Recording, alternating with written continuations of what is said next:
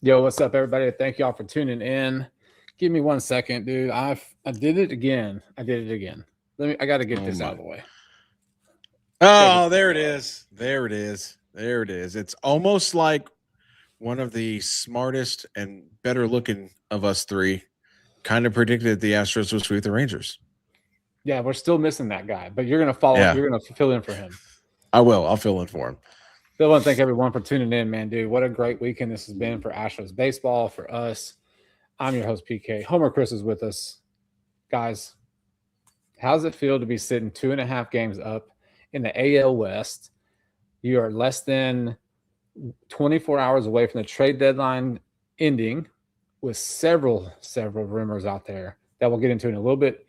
But Homer Chris, I like the throwback, sir. How are you? Yeah, thanks, man. Honestly, I just came back from baseball practice and I wasn't going to change. And I was like, well, what are we going to wear that's going to match this? And, I had to go back to good old faithful. But yeah, man, it was a long day, a lot of frustration. I almost threw my lawnmower across the yard. And then we had practice from 5 to 7. So yeah, man, it's a good day.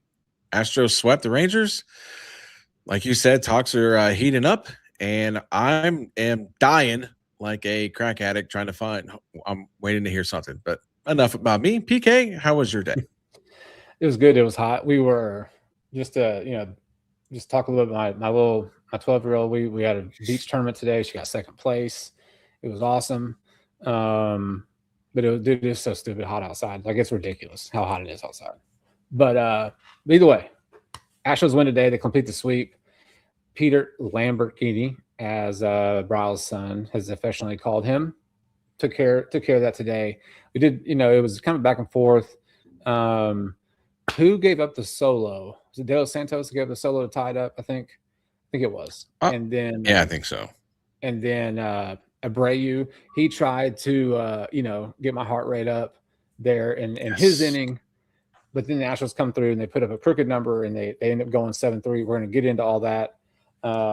But yeah, dude, it's awesome, dude. 2.5 games up. You got Toronto coming in town starting tomorrow. Toronto just made a move. They send Kevin Gossman to the Cubs. Cubs send two prospects back.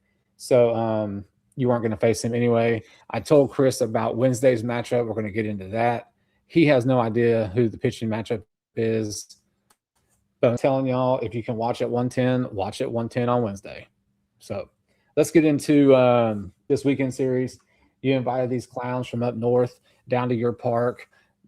This guy on X at Rangers Nation, just running his mouth on X because hey, look, he's a Rangers fan. I get it. We run our mouth on the Astros side because we're Astros fans. However, it was belt to ass weekend all weekend. That was the promotion that the Astros ran all weekend, and it started on Friday, 11-2. Beat the brakes off of them. You went.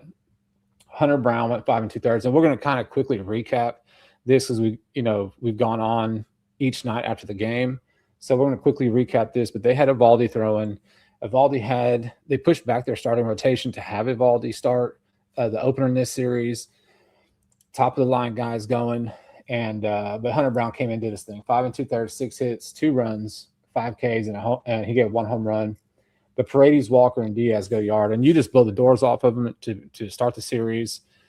You were coming in chasing half a game. You leave Friday night up half a game, and in the series, this lays out in front of you. Yeah, I mean, it was one of those series where, like, when you kind of looked at this like a month ago, you're like, "Oh, it's the Rangers." I mean, we hope we beat them, and then we just got the Astros just opened up a can and went on this hellacious run, and then this series turned into probably one of the biggest series of the entire season. Because you've got this Astros team, like I said, just went on this massive run. We're a game under 500, and we're a half game out of first place. So you go in here thinking, okay, man, I'd love to take two from one, or two. I'd love to take 2 out of 3. I went out there and said, hey, we're going to go for the sweep. It was great that it happened. Actually, what you said was, "F the What I Rangers, I'm taking the sweep." That's what you said. That's right. I think we should have shirts that say "Fuck the Rangers, I'm taking the sweep." That's what I'm saying.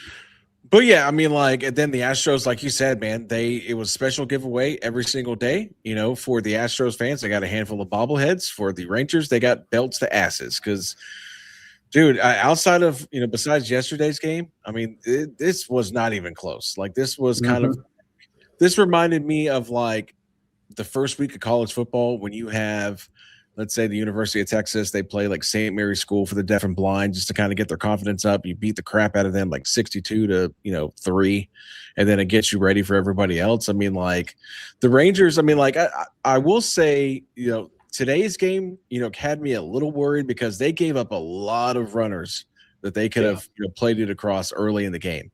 And then what it boiled down to was the Astros were like, we'll just let you. It's like that commercial with the guy with the dollar bill on the fishing line. He's like, you almost got it. All right, we'll just go ahead and put up 6 more runs and just put this away.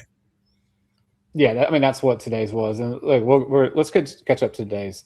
Saturday game, you win 5-4. His Flowers, he stuck with his lineup. He stuck with his lineup in a series that you want to sweep. You're at that season where we talked about it on several episodes where it's like, hey, you've got to start sweeping these series instead of going two out of 3. At least give your team an opportunity to get the sweep and just completely step on the throats of these teams and take them out. So you got to give them props for that. And then you have Peter Lambert on the hill today, 5 2/3, 3 hits, 2 runs, 8 Ks. The dude's just doing Peter Lambert shit, just doing it. I mean, It was like the game ended 7-3, right? So it looks like a beatdown, but you had 19 guys in scoring position in this game. The Astros, 19 guys. I mean, you went 4 for 19. So like that's the nitpick out of it. But what I'm getting at is that you had so much traffic on the bases that this game, even though it was a 4-run game, it could have been 13 to 3. I mean, it really could have if you would have played those runs. No, I mean, I agree. I mean, like, I don't want to nitpick. I mean, you just swept, the Rangers and did it pretty convincingly. I mean, so, yeah, I mean, like I said, man, that was the biggest concern early in the game where you had Jordan and Pena at second and third and you couldn't score one damn run. I mean, but again, I mean, like, this is nitpicking. This is, I mean, this game probably could have easily been 12 or 13 to 3. Very easily. But again, nitpicking. I'm not nitpicking. We just swept the Rangers. So, suck it, Jordan. Yeah, Jordan did just I don't even know what adjectives to continue to say. Beast, freak, AL MVP, Triple Crown winner. I mean, geez, dude, 5 for 4 today with 2 RBIs. What did he do yesterday? He went 1 for 3 because they walked him twice. Right. And then on Friday, he went 2 for 3 with 2 RBIs and 2 walks. I mean, Taylor Trammell had a great catch today. The thing that was funny about that was that as he was coming off the field, and they were giving him a standing ovation for the catch. He went to throw the ball over the net, and it didn't go into the stands. It hit the net and came back on the field. Like that's the only thing that sucked about. I saw the side view and I was like, okay, you made a badass catch. Like we'll let it go. Yeah. But I mean, that was a massive bat to lose. And I mean, I don't know the stats that he's putting up in New York. I mean, but like they couldn't afford for Vladdy to have a down year power wise, because I mean, Dalton Walsh. The God Bless America song comes on. Yes, so then they stop. They stop. Yes, and then they face forward, put their head over the heart, finish that, and then when they get done with that, they go back to arguing, and Skip gets ran. So Cambodian's thing was like, what did he say specifically? He was saying like Espada, he would like to see Espada go out there, talk to the ump every now and again, hate the Rangers, but Skip has his guys back. Yeah. So I think we've talked about this several freaking times over the course of this. And we've been doing this for 3 seasons now. And I think we've just kind of come to understanding that like, that's just not Espada's thing. I think we've made jokes about like, he's wanting to come out to talk to the ump, and the ump tells him to go sit his ass down. And he just says, okay, yeah, sorry, and turns around and goes back. Right. I just don't think that's his thing. I think that the guys, feel and know that he has his back, but I do get it. But from an old school baseball standpoint, right? Like Dusty Baker would go out there, whether his guys were in the wrong or not, and go out there and yell at the ump and get tossed. I mean, Bobby Cox leads the majors career tosses, right? Aaron Boone does the same crap, So I think every now and again, like you want to see your manager go out there and do it. I just don't think that's as spot as MO. But it was definitely funny to see them argue, stop for the God Bless America, and then go right back to arguing like it never happened. That was pretty badass. Yeah, and that's always funny. It's like, all right, game off. Yeah. All right, game back on, and them yelling at. Yeah, I just think Espada is a very passive guy, and 3-1, 342, and then you go to San Diego. So, Wednesday's game sucks that it's an afternoon game, but it is what it is. Again, we talked about look, Toronto down year. They still got talent on that team. You should still handle this. You should still handle this series. You should still handle this thing. Win 2 out of 3 for sure. Bryles, Crawford Thomas is going to go sweep. He's going to go for the Astros to win 9 in a row on this one, including the last 6. So, what say you, man? Dude, that's gone. Not even on this roster anymore. So, the Astros are the opposite. They're trying to add pieces, and I think they will add a piece or 2. Yeah, I'm going to go 2 on Astros. Yeah, dude, I'm taking the boys 2-1. Right? I mean, it's so hard to pick sweeps. I mean, it just is. I mean, I know we're playing great ball. We've won, I don't know, 11 out of the last 12, 6 in a row. But not to take anything away from what we're doing, but you played the Angels, and you swept the Angels, and then you've now swept the Rangers. Now the Rangers, you can look at them however you want. They were still leading the division coming in. They're leaking oil a little bit, but you handled business. So I still think you win the series. 2-1 Houston for sure. Wednesday is going to be fantastic. I mean, if Hunter Brown does on Wednesday what he did on Friday, where he was stalking the mound after every pitch, after every batter, ready to go after the next guy, and matches Dylan Cease 1 for 1. You in Bryles' words, take the under on Wednesday for sure. But I'm going, dude, 2-1. I'm just so pumped about this team, dude. I'm so excited to see what they're going to do in these next, the next 18 hours for the trade deadline. I'm so pumped to see that. And man, just keep increasing the lead, dude. That's all it is. Keep increasing the lead.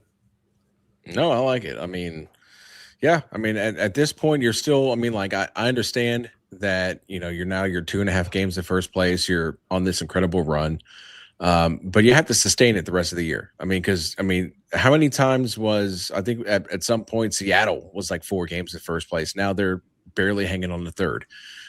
Just recently, the Rangers were 2.5, 3 games in first place. Now they're 2.5 back. I mean, so teams can make a quick 10, 12 game swing, and then before you know it, if the Astros can't capitalize on the run that they're on right now, just as quickly they could be in second place looking up at Seattle or Texas. I mean, so they just got to continue playing good ball, and man, that mojo they got right now, it's pretty strong. Pretty damn strong. So look, I mean, we can go into some trade rumors. I mean, I don't know how many. I'm sure you guys are just like Chris, where you're constantly, checking that's what I'm doing phone. now. I mean, that's why Chris doesn't listen to me that much right now, is because he's just true. constantly looking down, But Stowers from Miami has been the most recent one, along with potentially Sandy Alcantara. And I mean, I'm all over this. Look, we play video games, and MLB The Show, it took an act of God to get Stowers traded, dude, from Miami to Houston. I had to give up Bryce Matthews, and I don't even know. I made so many trade offers that it rejected it finally took. So all I know is Bryce Matthews is over there. But all joking aside, Kevin Stowers, right? He can't hit lefties. Let's play devil. I'm gonna be devil's advocate. Okay. He doesn't hit lefties. His splits are incredibly huge. He mashes right-handers, right? Mashes. Okay. Now he's primarily an outfielder. He has been playing first base this season for Miami.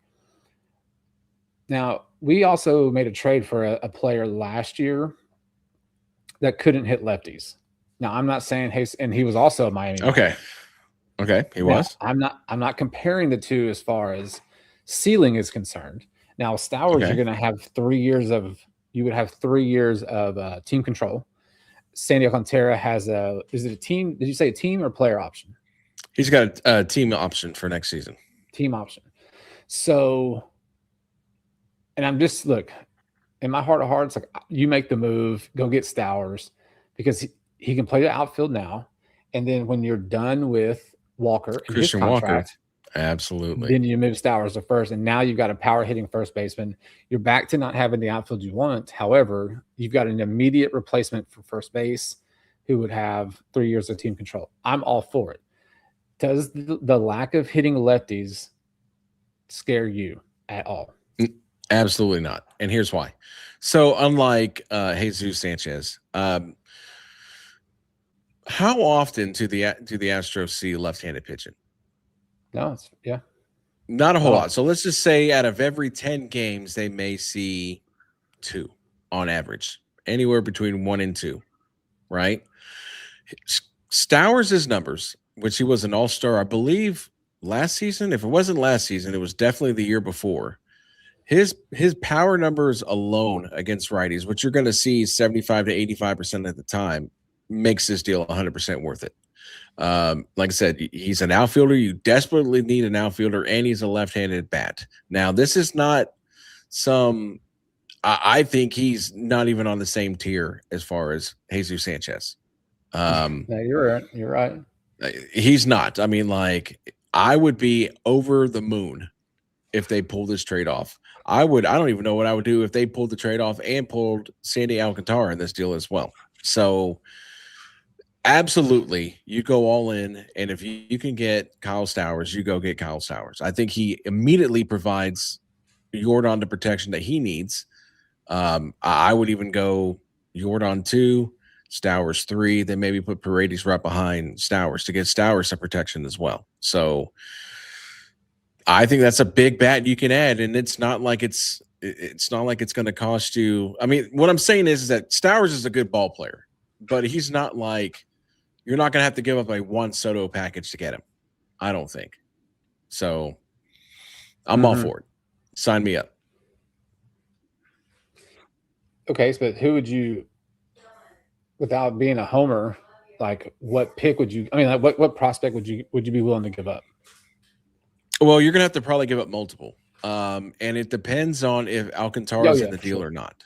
So if Alcantara is in the deal, you're probably helping them salary-wise. So if it's me, I'm going like Miguel Uola.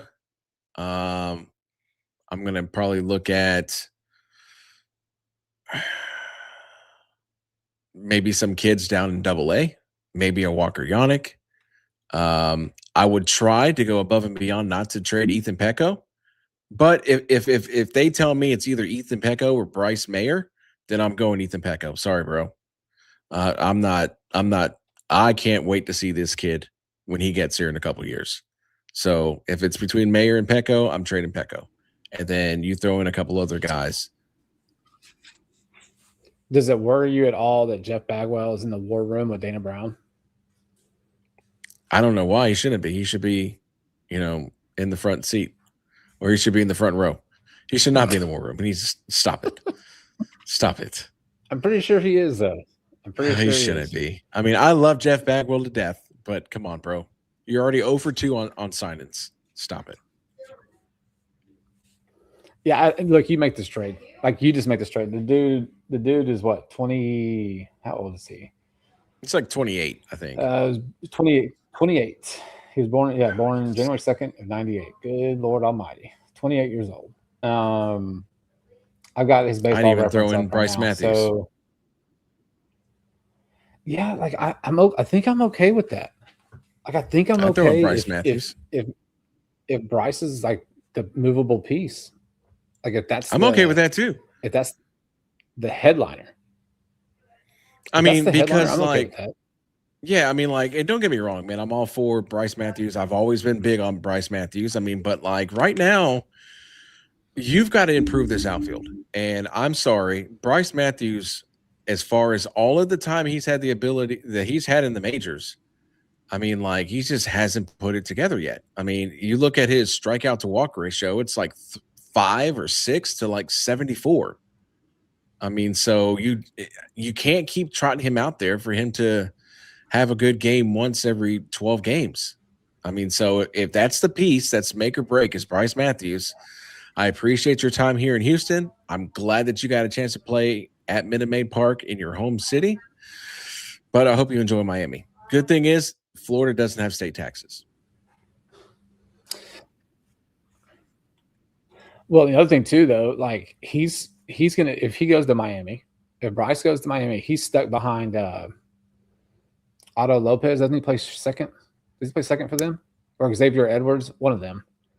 I think Edwards is third. Base. Well, they can put him in the outfield. That's what the Astros did. Move him to the outfield. He's your immediate replacement for Stowers. Yeah. I mean, I don't really care what they do at that point. I'm just saying. What I'm getting at is that, like, you now don't have a replacement for Altuve. That's the other thing, too. I mean, was he really the next in line for Altuve? I mean, there's a kid right now that's in AAA. His name is Pascual Ferraris. Right now, if it was up to me and I had to choose between him or Bryce Matthews, it'd be Ferraris who'd be my next kid up. Yeah. So Houston Texas Dave. He's like, we need more pitching, which I would go out. I mean, yes, if you in this deal with Stowers and Alcantara, like I'm down 100%. But I think I'm more leaning towards the outfield bat, left-handed bat, right? Like if it's just a Stowers deal, like I'm cool with that. Because like we talked about a minute ago, you've got your outfielder for right now, and then you got a replacement for Walker as soon as Walker's done with his contract, right? So the Alcantara deal is just to sweeten the pot, to sweeten the trade. Yeah. So I think for pitching though, you're going to be overpaying no matter what kind of guy you get. And like we don't need to be pilfering our short farm system already. I mean, I'm going to disagree, and here's why. Okay. Outside of a couple of arms that you may have in AA, I know that we like Ethan Pecco, we like Miguel Uola. Your main studs are down in Fayetteville. Those are your main studs. Mm-hmm. To me, the rest of the guys are just guys right now. They are. I mean, I don't want to mean any disrespect to